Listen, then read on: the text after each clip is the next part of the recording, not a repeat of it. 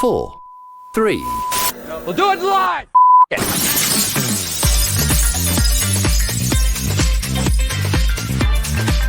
Now we're live! Aaron Kennedy. The general craziness of it, the impact on your life. We have gone through so many stories and we said, you know what? This should not be kept to the two of us.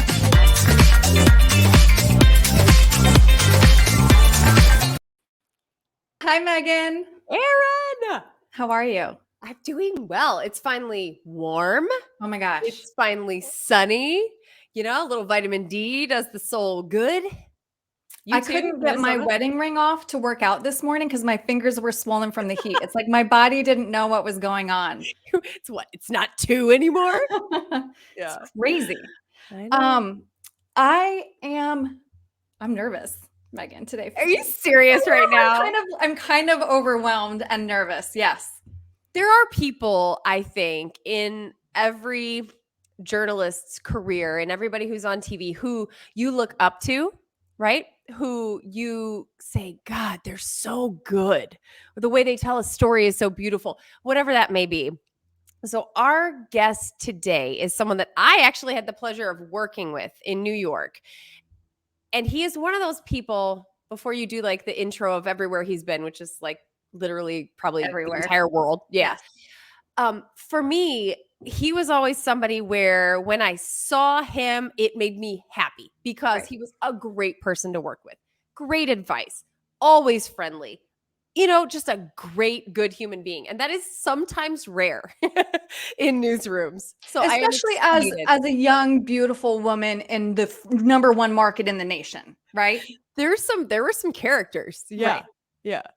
Okay. So I almost feel like our little show right now is woefully inadequate for what's coming up. But our guest today started his broadcasting career in local news in Texas and North Carolina before branching into documentary production. He's lived in Southern Africa while working on wildlife films with National Geographic, and he's been to more than 120 countries. He was among the first team of Westerners in decades to reach nomadic peoples in the Tian Shan mountain range in Kazakhstan and Kyrgyzstan. He lived in Cairo and Calcutta for months while working on documentaries about the people of those great cities. He's reported on CNBC, ABC News, CBS News, and was the evening news anchor for CBS's flagship station for many years. Everybody, please welcome the one, the only Don Dahler. Hi, Don. Hi. I'm still, can you tell I'm blushing from that? I'm blushing. I really feel like Erin told me, Don, she's like, I'm actually really nervous because I've looked up to Don Dahler for so long. Oh I'm prepared for this today, Don. Like I have notes here. I am ready. I'm reading your book. I love it. Erin, that just means so much to me. Thank you. That's incredible because you two are such pros and you're so nice. And yeah, I mean, I can't imagine anybody not being nice to you in a newsroom setting. You're both so competent and hardworking and talented that was easy. That was the easiest part of the job. It was a treat always to work with Don. I forgot to even show people because a lot of people want to know, okay, well, let's talk about Don. You will recognize him. So let me pull up. This is on your website, which has wonderful content and all the links to your books. But here's a clip from the way back. We're going to get to the news of the morning and Don Dahler, who's in for Robin Roberts. Good morning, Charlie and Diane, and good morning to you. Oh my gosh. Well, concern over terrorism and a spike in gas Look prices. At you, Don. What was that, 100 years ago? It was an SD, that's for sure, right? Some 37 million Americans plan to spend the Memorial Day weekend away from home. Air passengers could expect wait times averaging. Meanwhile, I'm over here ready for you to toss to the weather, Don. Yes. Ready. And here's Megan Glaros with the weather here. Okay, it's hot outside. Do you know what it's finally I'm in New Jersey? Do you know it's 80-something degrees here today, which is just so wild. Yeah. After being winter for the longest time. You know, so that's something I think about, Don, because now I'm like, wow, all this crazy weather with climate change going on and everything that's happening in the world. And I think to myself, gosh, there are some stories that I still want to tell. You must get that feeling still. All the time. I mean, I left CBS a little over 2 years ago, I think, or CBS left me, I should say. You know, You know what that's like. Yes, we do. Were you part of the big layoff that we were done? I was. Oh, okay. Yeah. We have yeah. the same fire-versary. Yes. Oh, I got the phone call from Susan Zirinsky, the president of CBS News, whom I love and I've known forever and ever. And, when her assistant called and said, hey, Z would like to chat, you kind of know what it is. Because this was, the pandemic had just started. They were losing money hand over fist. And they were ordered to make cuts. And at that point, I was one of the higher paid correspondents. I realized that I wasn't going to go much farther in the organization. I kind of had reached the place where they needed me to be. I was one of their fast reaction correspondents for whatever the stories were. And so it wasn't a surprise to me. But that doesn't make it easy at any rate. They gave me a very nice separation agreement and wished me well on my way. It just so happened that it timed out with the new book contract, so that worked out well. I had time to work on the book, but still, yes, I miss the bugle call sometimes to head out the door to something happening and figure it out and talk to people and work with the top-notch professionals in the business. So that's what I really miss. Most. But then why not go back if you miss it? I'm sure that there are many places that would love to hire Don Dahler. Well, that's very sweet. I'm not sure, but I mean, the nature of the business has changed so much. So I'm not sure there is a market for someone my age. But I will say that I'm not sure I want to. I feel like I've done so much in that career. And you guys know what this is like. Now I get to be home for dinners with my family while my kids are still young enough to enjoy. Well, I have one daughter off in college now, but for, the past 2 years, we had dinner every night. We never had that in my entire life, in their lives for sure. Yeah. I would see them maybe on weekend evenings and have dinner. And then during the week, I would either be traveling or I'd get home so late that dinner was done and they were doing homework, or when they were young, they were in bed. So my life is great right now. I write and I spend time with my family. And so I don't have any regrets, and nor do I have any resentments towards CBS in that regard. Yeah, it kind of just on that. Is what it is. I don't know about you, Don, but it was something I was thinking about anyway, wanting to start that next phase of my life. It just kind of like sometimes you need that extra little nudge to get there. That's exactly. Yeah, you do. You do. And it's always, what the irony is that the same thing almost happened to me when I was at ABC. I was their national correspondent, and they went through some massive layoffs at that time. This was in 2001. Mm-hmm. And I had 1 week to go in my contract. I was going to clean out my office. I had one last story to edit for Nightline when the attacks on the World Trade Center happened. And I just happened to be living 4 blocks away and was live and covered that.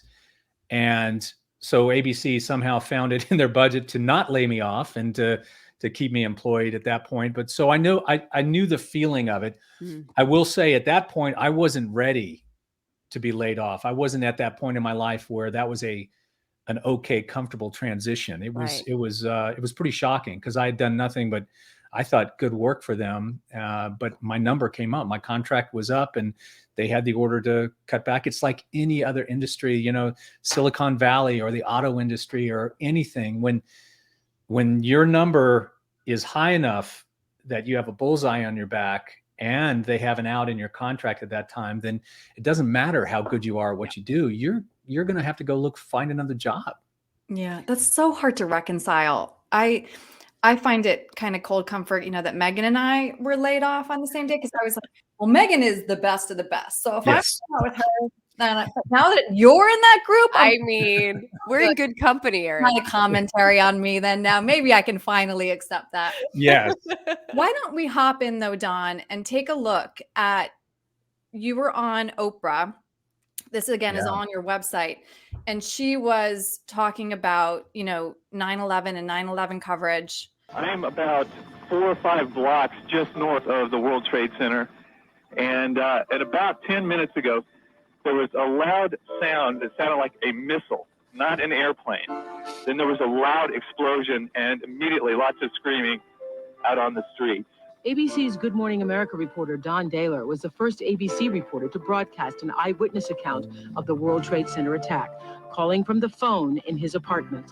I remember trying to describe what was happening after the first plane had hit, and then I started noticing people jumping out, and I didn't say anything about it. I didn't report it. It was just too gruesome to even describe. That's when the second plane wheeled in. It appears that there is more and more fire and smoke enveloping the very top of the building. It does not appear that there's any kind of an effort up there yet. Now remember, oh my God. That looks like a second plane. Has I just did not hit. see a plane go in. That just exploded. Don rushed to ground zero, but didn't have a camera crew, so he continued reporting by phone. God, Don, that gives me chills to watch that It's again. so hard to watch. Yeah, Can't it imagine really what is. that's like for you. That's a day that just never leaves me. It never does. And you know, it's interesting that you use that clip that talked about the people jumping out, because that was one of those moments. I realized at that time I was basically a radio reporter. I didn't have a camera crew with me. I wasn't shooting video. I was on the phone. And so my job was to describe what I was seeing as accurately and dispassionately as I could, because it was horrible enough what people were seeing, and they didn't need me, accentuating that. So, but when I did see what looked like people jumping out, completely understandable when you consider what they were facing up there. I had to make the mental calculations that I can't confirm that those are people. They look like people jumping out. I was far enough away and the building was tall enough that if I could not confirm that, I was not going to report that until we could confirm it. And I hearkened back on this amazing moment that happened very early in my career. My first paying job in journalism was working for a little station in North Carolina. And one of the other reporters went to cover a car accident and went on the air live talking about mangled bodies everywhere on the highway. And it was shocking to hear her reports on that. And it turns out, and this is not funny in any way, and I don't mean to make it funny, but it tells you why you have to be careful. One of the vehicles involved in the accident was hauling mannequins. Oh my God. And so there were mannequins all over the highway. And so that's what she saw from a distance. So she reported that there were dozens of mangled bodies all over the highway. We have to know for sure what we're talking about, or we should not talk about it. That's just, that's the tenet of journalism, right? Mm-hmm. Mm-hmm. Don, though, you lived so close. Yeah, that was your neighborhood. It was my neighborhood. I knew the firehouse, the local firehouse was next to our building, and I would chat with those guys every day when I was walking my dog. It was my neighborhood. A lot of the people who died lived in Tribeca, where we were living at the time. And so, that's another part that made it even extra difficult, I guess, is that I did feel a personal connection to that. I think, though, honestly, most Americans felt a personal attachment to that because we were attacked. These were Americans dying. Although it's interesting, I think more than 100 countries were represented by the victims. So it wasn't just an American tragedy. It was a global tragedy. How are you passionate in that moment, though? Like, that had to be really tough. I know you've covered wars and you've done so many things, but how in that moment did you keep it all together? Because it had to be really hard. It was really hard because you knew that you were watching thousands of lives being extinguished in a split second when the building started to come down. That was one of the most shocking things I've obviously ever seen, and anyone really has ever seen. There's a switch, I think, for most journalists that gets clicked on when you're faced with something that's so much bigger than you and so important that there's a part of your brain that just says, stay calm, do the job, and just focus on that. Don't think about it. I mean, honestly, that's what kicks on when I was covering wars and different situations, even, Megan, even like hurricanes and things like that. Yeah. You just have to step aside from your own personal emotions and fear and anything like that and report it. And I will tell you that when my time reporting that day finally ended, the battery on my cordless phone died, and they had camera crews and other reporters down there, and I could take a breath. Katie, my girlfriend at the time, and now my wife, and I sat on the couch in each other's arms and just wept. Yeah. I mean, you just let it out at that time because you couldn't let any of that out when you were doing the job. Right. Right. Dom, can you please share the story? And again, this kind of harkens back to how reporters run into danger. You mentioned you were friends with those firefighters. You are a photographer, videographer, shooter. So you had your equipment at your house. You were going to go grab it after the first plane hit, not knowing that it was still dangerous, and your camera wasn't there.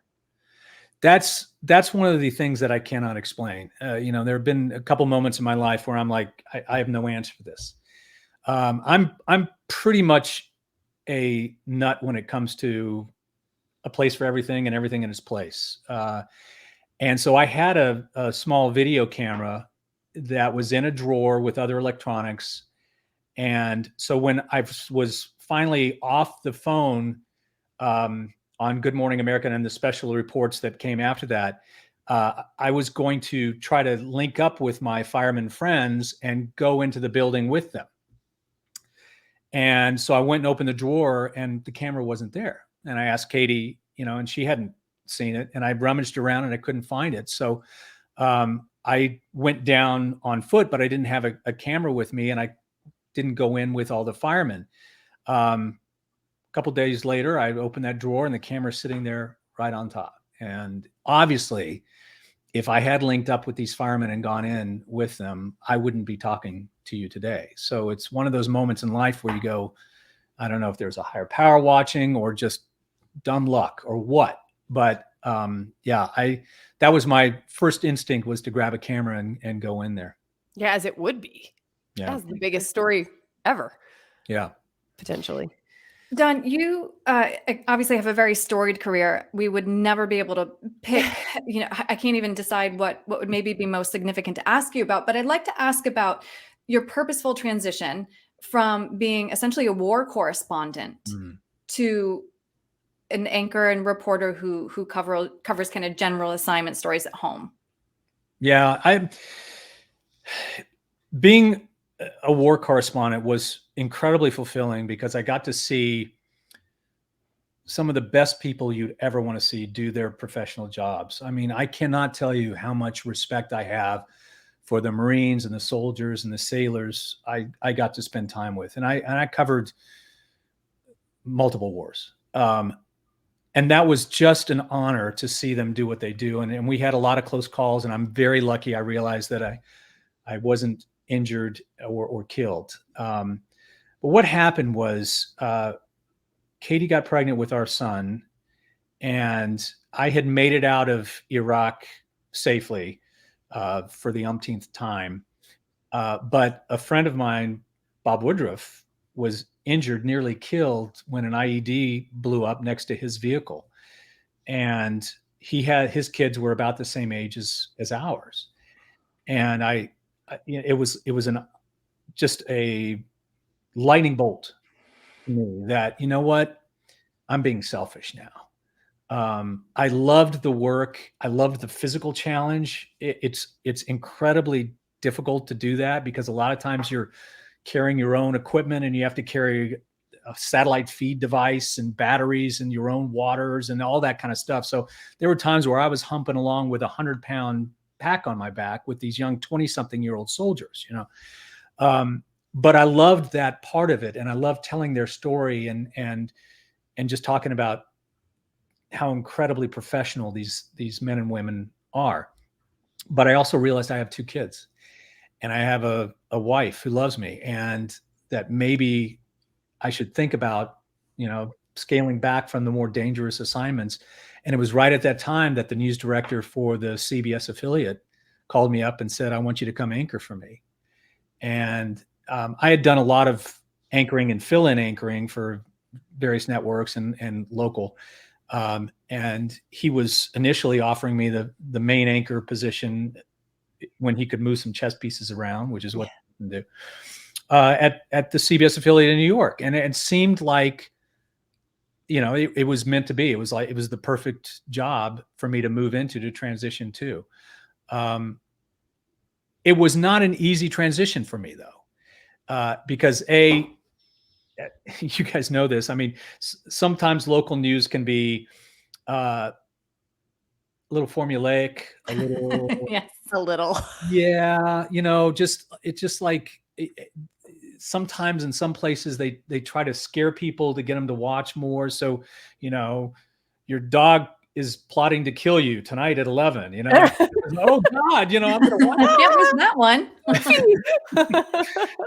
So yeah, there were times when I was reading words written for me rather than writing them myself. And I was thinking, that just didn't feel authentic to me. So when I did that for a number of years at the CBS affiliate, and then CBS Network came calling and asked me to come back and be a correspondent. So I jumped at that. And that's no disparagement meant to local news, but as you guys know, it can be, sometimes you kind of go, that's a little silly. Did Katie ever nudge you one way or the other? Because I know that if I were the wife at home, there would be potentially some nudging. Yes. Encourage is the better word. I'm not sure nudge, but yeah, I think she's been so understanding of why I was doing what I did, but that doesn't take away from how much fear she harbored when I was in these places and doing these things. And, I'd always try to call her when we got back from, a dangerous operation or some kind of a mission that we were going on with these soldiers and tell her, hey, I'm back. Everything's good. And frankly, there were times when things got a little dicey and I didn't call her to talk to her about it until everything was fine and safe. And I knew that. So, but she's always known, that I loved that kind of work. I think there was a matter of relief, not only that I wasn't going to get shot at much anymore, other than by critics, but that also that I would be, home more and around more. I mean, those hours, even for local news, can be when you're anchoring the 11 at night, there's still a time frame where you don't get to see everybody very much, but it's better than being in foreign countries for weeks at a time. Right. Yeah. And having to drop anything at a moment's notice too. Yeah. I don't know, Don, if you felt this as well, but I feel like at the network level, typically everybody is working at the absolute peak of their game or you wouldn't be there. Yeah. And then sometimes with local, it's like there are people who are just collecting their check and they're just there until the end of the shift and they go home. Feels like there's a little more passion sometimes still at the network level, which draws you in to a certain degree. Yeah, I think I think for the most part, that's correct. Although I have known and worked with people at the network level who are, clock watchers and just want to get out. And, most of them have been in the business for a long time. So maybe they're a little cynical, or a little burned out on that. But yeah, that was one of the best parts of the job for me, was heading out the door with a top-notch producer and meeting up with a camera crew who loved what they did and actually weren't just trying to finish the shoot and get back to their Nintendo game or whatever they wanted to be there, and they worked the extra hour to get that shot, when the sun's going down, or they hike up the hill to get the aerial, the overhead shot of what's going on. That's the kind of devotion, that the kind of people I really miss working with, because they were just terrific to be in the field. And then you'd all have dinner and drinks afterward and swap stories and things like that. There's real camaraderie to that. Mm-hmm. Yeah. Mm-hmm. What's the story you're most proud of from looking back on your entire career? Oh my God. Are you kidding me? You knew I was going to ask, Don. I'm hoping it has something to do with the warlord and the gun that you couldn't take home. Oh my God. That one was, all right. That's a good choice. Cause I'm not sure. I don't know if I can pick one, but Yeah, so we had been in Afghanistan after 9/11. I was one of the first journalists to literally to take a helicopter from Tajikistan into Afghanistan and link up with the people who were fighting the Taliban at that time. They called the Northern Alliance, and so we were with them for months through some very harrowing moments and witnessed a lot of brutality. And when we covered the fall of one of the key cities in the north, it was a terrible end of the story, because the Taliban were being, if they surrendered, they were just being let go from this town that had been surrounded and embraced by the Northern Alliance guys, because these were, they're all neighbors and all. They just happened to fight for the different sides. But what happened is the Taliban really hated the Western journalists because they felt like we were the ones who basically got the Americans involved and told the stories that they were doing to people. So they started kind of hunting journalists, and 2 houses down from the house where we were renting, they burst in and murdered a journalist there and stole all of their equipment, and they were moving around and doing this kind of thing. So we'd already been told that our coverage was wrapping up because that town had fallen to the Northern Alliance. So we decided that we were going to pack up and leave, and we hired a couple local military guys with the Northern Alliance to escort us out, because there wasn't just the risk of Taliban, there were also bandits who had murdered a number of journalists and stolen their equipment and their money and all. So we formed a convoy, and all the other journalists in the area decided it was time for them to get out too. So our convoy grew from 4 vehicles to 25 vehicles. Jeez. My cameraman at the time had been in the Austrian army, so he was trained with weapons. So he and I carried AK-47s to protect ourselves on the way out. Now, the interesting thing is, when I was embedded with the U.S. military, I couldn't carry a weapon, because that's one of the things you sign, is that I'm going to be a non-combatant. But there were no non-combatants in Afghanistan. It was the Wild West. So just to get out, we both had weapons. And when we made it all the way to the end, the commander of the forces whom we hired, he and I had been in a lot of situations together. And he had all of his men scratch their names into the butt of that weapon and offered it to me. We had dinner that night outside, and he offered it to me to take. And so I call up Katie and I said, hey, if I give you the details, can you call this guy I know with the State Department and just see if there's a way for me to get this weapon back in the United States? And she's like, okay. And he literally laughed at her and said, there's no way he's going to be able to bring that back right now. So I ended up, because again, weapons were somewhat precious at that time for these people, I ended up giving it back to them and explained that my country won't let me bring it back in. Now I kind of wish I just taken the butt off of the main part of the weapon and brought the butt back, because I could have gotten that in. That's a piece of wood, Right. I wish I'd done that, but that's 2020 hindsight. Yeah. How much of, clearly, you are providing such an important service. I mean, this is journalism with a capital J, right? How much of your motivation was simply, your curiosity, your desire to tell stories, your desire to meet people and learn more, versus did you feel like you were providing an important service to people who were just sitting at home in their living rooms, wondering what was going on overseas? Aaron, that's who I was talking to. Yeah. 100%. That's who I was talking to. I mean, the joy of the job was the first list that you gave. That I love to meet new people. I love to tell stories. I'm curious as hell. That's the motivating factor right there. I wanted to go to every country and see every village and talk to everybody everywhere. Yeah. I'm fascinated by that. And even in the US, just one of my first jobs was wandering around in the Carolinas and Virginia, and kind of like on the road used to be.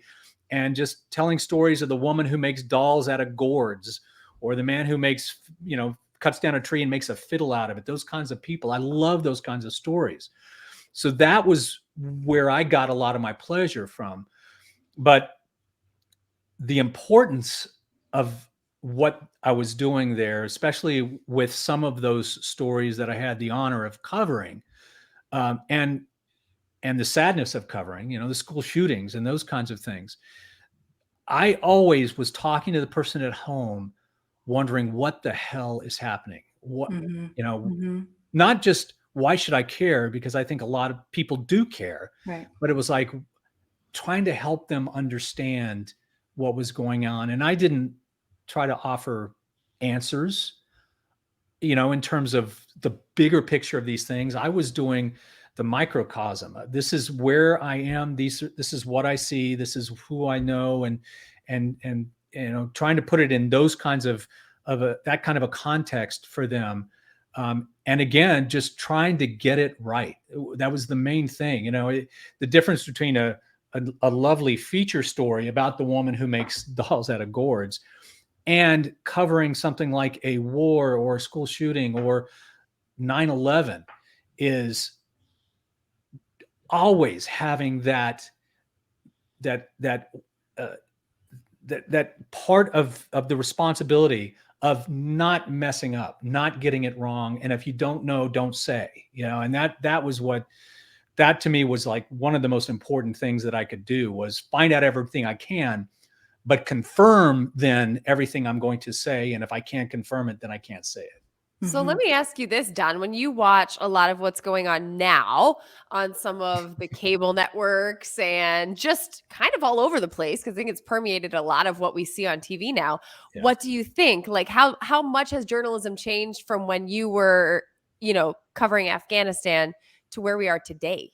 Yeah, it's a very difficult time for journalism. Yeah, it really, really is. And what brought that about, obviously, is the advent of Fox News and the fact that it was a deliberately targeted audience they were going for. Roger Ailes, brilliant as he was, saw a business opportunity for what he thought was a part of the population that wasn't being spoken to in the way they want to be spoken to. Yeah. And so he set about creating a network to basically feed them what they want to hear, whether it's true or not. And I can say that firsthand because I actually worked for Fox News when they first started, until I could get my way out of the contract when I realized what they were doing. I think what that did is it opened up the belief among millions of Americans who really wanted to be informed that, well, yeah, Fox might have an angle, but the other guys do too. And, so they're all biased. And I choose to go in this camp. Well, yes and no. There is definitely a bias in the news media. It's undeniable. Studies have been done on it. But it's not an institutional bias. It's a personal bias. It's where you grew up. It's where you went to school. It's the color of your skin. It's your religion. Those are biases that imprint on how we view the world, and therefore, as journalists, how we view each story. But Fox initiated the institutionalized bias for a very specific reason, which, as one executive shouted at me when I was finally convinced them to let me out of my contract, it's not about journalism to them. It's about business. And we're seeing that now with this Dominion lawsuit, all of these text messages and things that are coming out now that show, yes, that was their business model. They were scared when the election happened that they were going to have to report that Trump lost, because they knew that their viewers were going to be very, very angry about this, because the whole lead up to the election was Trump is so far ahead. He's going to wipe him out. He's going to win this thing. And when he didn't, they were afraid that they would feel betrayed, or that Fox was actually incompetent in what they were reporting up to that point. So to me, that's what I think the difference is now, is that there's such a partition in America between, people who want to see things that way and this way, and they don't believe the other side. So I have friends who watch Fox News all the time, and they will tell me to my face that CBS lies, that MSNBC lies. And so you can't blame Fox for doing what they're doing because everybody lies. And I can't convince them otherwise. I try to ask, well, show me where. Give me the proof, because I can give you the proof that Fox has lied to you. I can give you that evidence right now. So give me the proof that these other outlets are lying to. The New York Times, the Washington Post. They might make mistakes, and they do make mistakes, but they're not a company that's deliberately trying to herd their lemmings in one direction. And so now I think what has happened because of that, Aaron and I just interviewed someone last week about the safety for journalists and the fact that journalists, even local journalists in the US, in a tiny little town in North Carolina or Alabama or wherever you are, now need to be very aware of their surroundings, like they're covering the wars that you've covered. It's Megan, all, it feels very connected. Absolutely. Yeah. And that has occurred to me. I think, I hate to say this, but I think it's inevitable that a journalist is going to be killed by somebody, a fringe element, because they resent the network, the newspaper, the point of view that they're giving. We've already seen highly antagonistic encounters when someone's doing a live shot, say in front of a courthouse or something, and someone will come up and start screaming at them and everything. There are certain stories where the networks and the local stations have to hire bodyguards now. And it wasn't that way when I was. You had to go to a war to find that before. Yeah. And now it's happening on our own streets. And I do think that it's a product of the temperament, the climate, to use a meteorological term, the climate of our political landscape now, where people are driven to the point of violence rather than just disagreement, rather than even, posting nasty things to your Twitter account or whatever. It's getting to the level of violence, and that's very disconcerting. If I was a young reporter out there on the street covering some of this, I would be very aware of that. As we talk about how journalism has changed, I agree with you that is a huge component. I'd like to proffer another option, which is, to me, the 24-hour news cycle, right? Yeah. To me, there are no more gatekeepers for information. There's no time for vetting. There's no time for checking sources, or it's almost, this is what I see right now. Yeah. What do you see right now? Yeah. 100%. 100%. That was literally, that is one of the biggest problems that a lot of news organizations are having to face now, is that their reporters on the scene are regurgitating something that they haven't had a chance to vet. And because they have to keep talking, right? We've all been in that situation. They go, and you've got to talk. And so you're just going to, whatever comes to mind, you're going to lay out the facts that you have, and then you've got to keep talking. And I think with a lot of the 24-hour news organizations, they're like, okay, no, we got someone lined up for an interview in a minute, but they're not ready yet. So just stretch. Yep, right. Yeah. That's when you go into great detail about the exact color blue of the sky. Yeah. And what, I know. I mean, we've all been in that situation, and it is 100%. Not easy. Yeah. And you never know what's going to come out in those moments, because you're literally just like, all right, I got 45 more seconds. I know. But that's where, and when I talk to schools, I still do occasionally, but when I talk to them, that's the one thing that I really try to tell them is always have that in the back of your mind, that you want to make sure that what you're saying is accurate. And if you're not sure, say you're not sure. Say, I am seeing this, I can't confirm this, but I'm just going to tell you what I'm observing, because there are lawsuits that have been won against news organizations for this very reason, that somebody is just, vomiting out observations, thoughts, something they might have read that's stuck in their head because they got to keep talking. Yeah. So they're throwing out anything that comes to mind. And if it's wrong, it's there forever. And those lawyers for the other side are like, oh, thank you very much. They're adding up the dollar figures. So Don, what are you telling journalism students who want to get into the business then these days? To read everything. read everything that you can get your hands on, things that you're not even that interested in, you know, science journals, anything like that, because it lodges up here. We got all these crooks and crannies, you know, up in and somehow that information finds a place to stay, and you will call upon it at the most surprising moment that you will think you'll never need this stuff. So I say read, I say be curious, and I say don't hold the mirror to your own face. So you don't say at all, are you sure you want to do this? I don't, because it's a wonderful life and it's a wonderful career. And if you want to have a nonstop education for the rest of your life, there's no better job. Every story, you learn something new. Every story, you meet somebody new, or you go someplace new. And to me, that fills my soul. That's why I feel so fulfilled, because I've gotten to go to so many places and meet so many people and learn so many things. It's a never-ending education.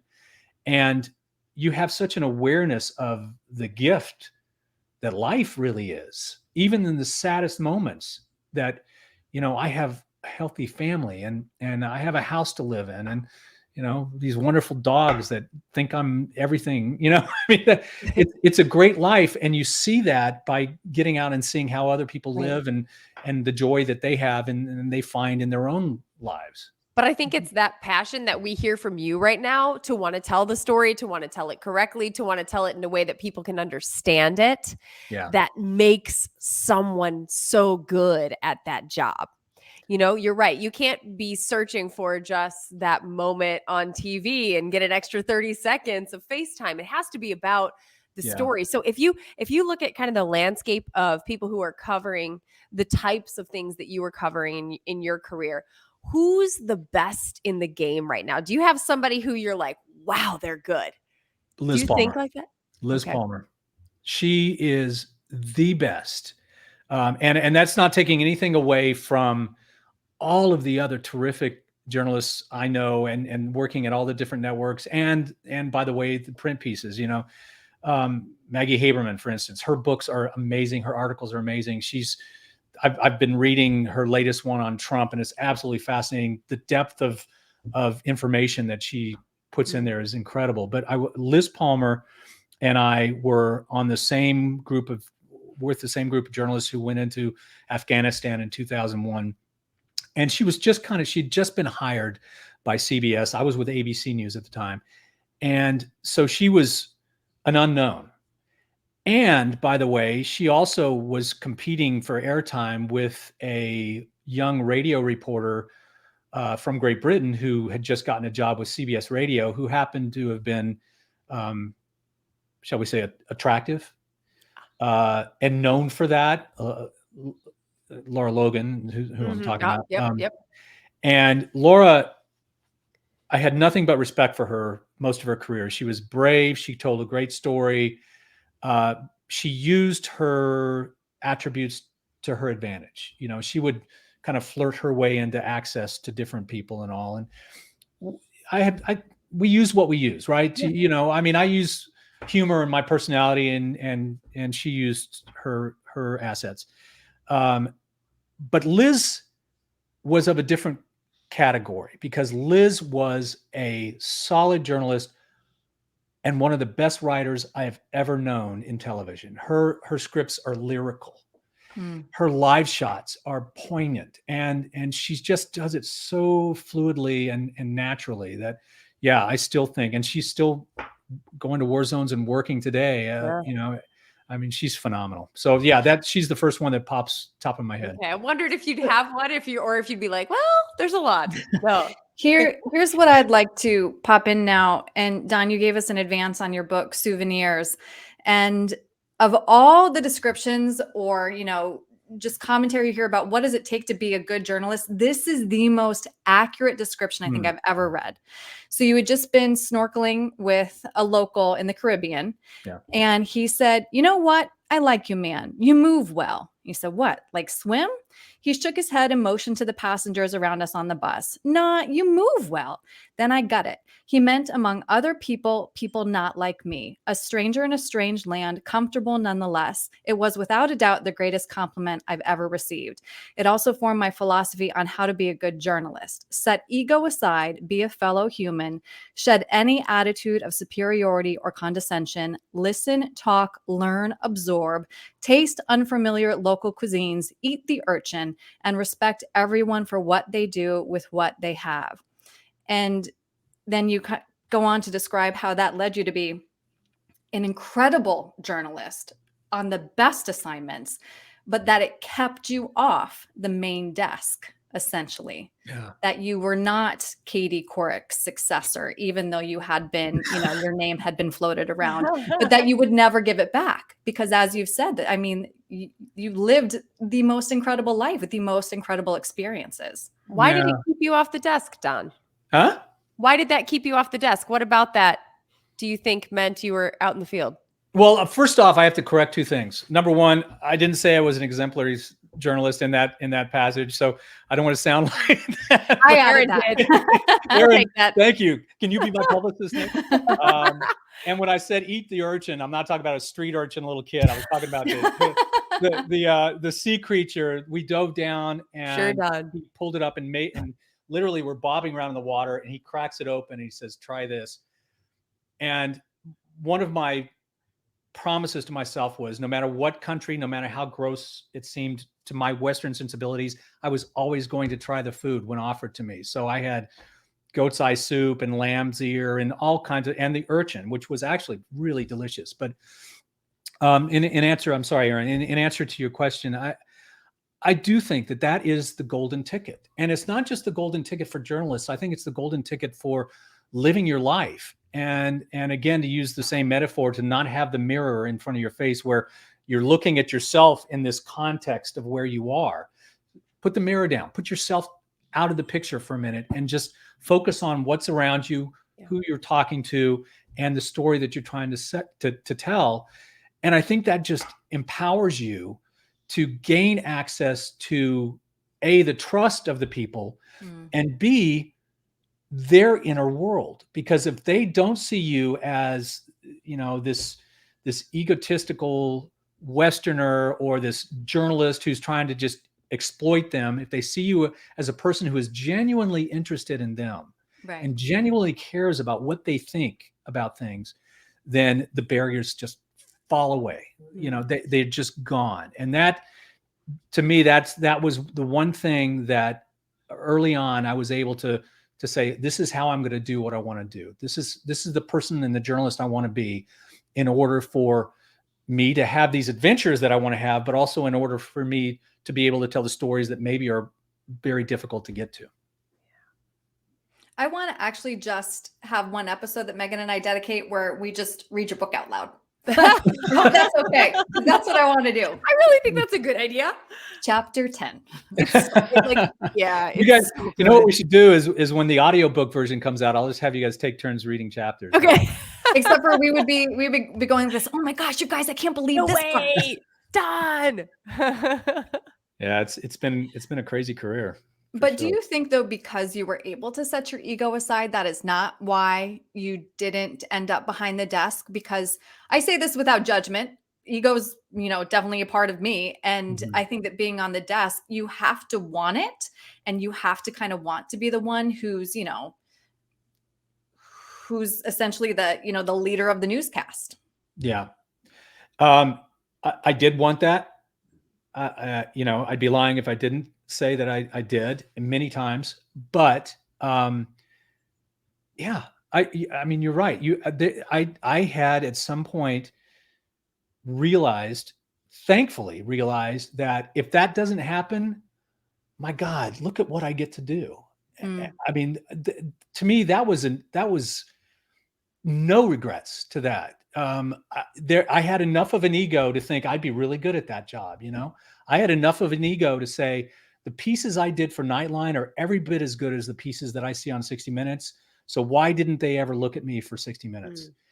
But that's my own personal self-image, that's my ego playing. It's not these people, these executives have all kinds of other cards that they have to look at before they make those decisions and pull that trigger. And I did come close at times to those kinds of big jobs. But you know what? This path that opened up before me was pretty damn great. So I have no complaints over that. And who knows, if I'd, just like with the local anchoring job, if I had gotten to the level of being an anchor on CBS Evening News or something like that, who knows if I would have been feeling like constrained by the desk instead of empowered by the desk.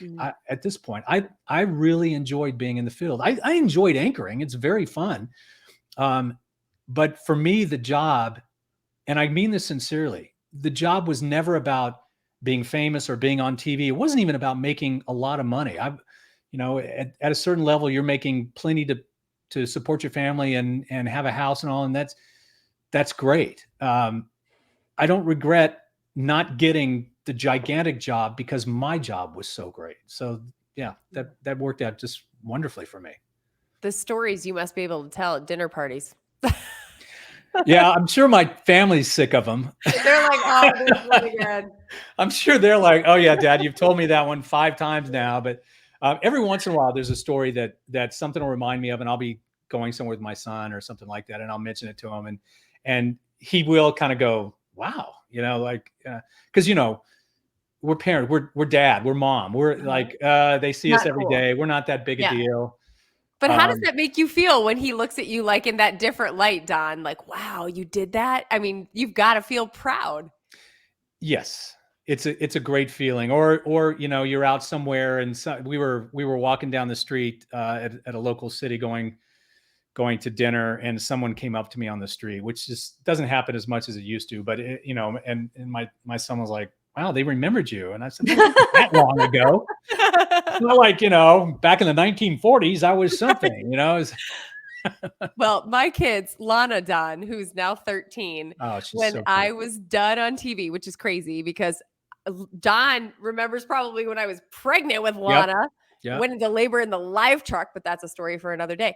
But I think she did a double front flip coming out, didn't she? I mean, she's like a natural born gymnast. So she says to me when I was first on with TV, and then there was, something coming up at school, and she was like, ugh, now it's not so exciting to say what you do. I was like, oh, thanks, Lana. My kids are still trying to kind of define what I do, and they're like, Dad's retired. I said, well, I'm not really retired, but if that's the easiest label you can put on it, I said, I feel like I'm a writer. I'm sitting at my desk working on books pretty much every day or researching or that kind of thing. There was, there's certain cachet to having a parent who's on television. And but the funny thing is that my daughter, thanks to, the never ending treasure trove of the internet, she's at college now, and her college buddies find it very fun to pull up old stories and see what I looked like back then. And there was one story in particular. Oh my God, I just remember this. There was one story in particular I did when I was still at CBS 2, where it's like Pokemon Live or something, where there was a virtual thing where kids are going around with their phones, and you could see Pokemon creatures that had been put into the real world. I remember this. You remember that? Yep. And so no, I was at CBS. I wasn't at CBS 2. I was CBS, but the director came up with the idea to have animated Pokemon characters jump on my shoulders during my on-camera live shot. And the abuse heaped upon me by my children at that time, that was the dorkiest thing you could have ever done. Well, now it's gone viral among my daughter's friends, and they think it's funny and hilarious. And one of them actually blew up a screenshot of that and put it in their dorm room. So that's hilarious. Well, Don, see? All right. Well, I think that, Don, I wish we had all day with you. I definitely want you to come back. I want to point everybody, though, to your website, because as you mentioned, you are writing some really incredible novels. And Megan and I were talking about, your way with words. It is so much fun to read your writing. Oh, thank you. It's such a it's such a clean, it's a reporter way of writing, right? It's just wonderful details that only the most observant people would see. And it's just, I think it's a great way to tell a story. So DonDahler.com is where they can find all of your books and old videos and maybe the Pokemon video if they're lucky. It might be on there. I can't. But no, thank you for doing that too. I appreciate it. Thank you for coming, Don. Thank you. It's been so fun. This hasn't even felt like a show. It's felt like just meeting, seeing old friends and catching up on things. Yeah. Well, Don, if nothing, you are a storyteller. You can tell your children that from the beginning of your career all the way through now. I mean, that's really what it comes down to, isn't it? Thank Just you. telling stories in different ways. That's the pleasure, isn't it? That's the joy. All right, Don, thank you. Bye, everybody. Bye, Megan. Thank you, guys.